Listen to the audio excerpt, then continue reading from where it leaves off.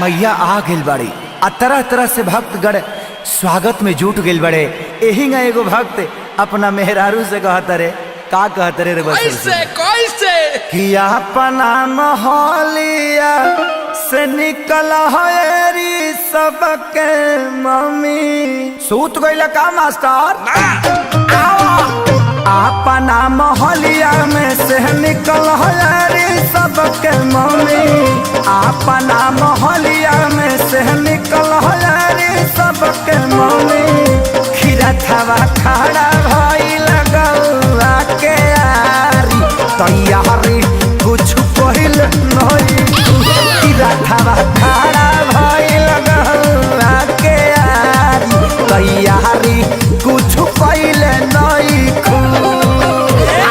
सबके अलग अलग भाव होला। यही भाव में हमार भौजाई भैया से कहत रहली हो, ए राजा जी, तो भैया कहलन है कि का हो, तो देखी ना कितना भाव में और कितना प्यार से कहत रही कि पूजा के कला तैयारी आई गईली हो देव के दुलारी। आई पूजा के कला तैयारी आई गईली हो देव के दुलारी।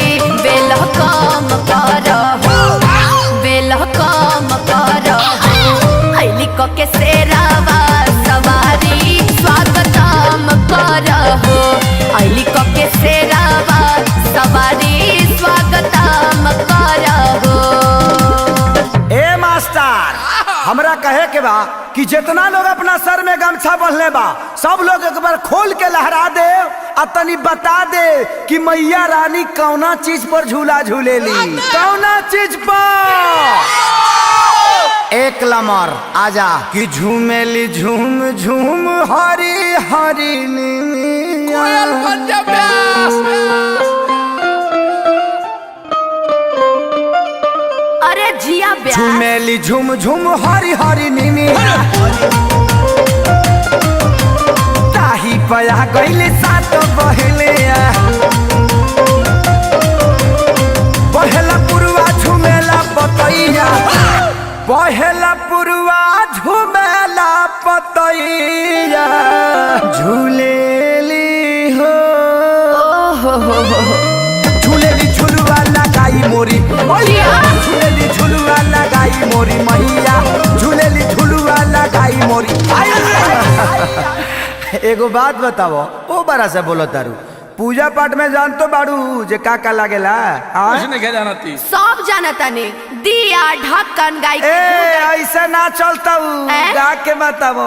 पैसा ले ले बाड़ू हैंगा थोड़ी गा। सुनी होई दिया लागी ए पिया, दिया लागी औरी ढक्कनियो लागी हो।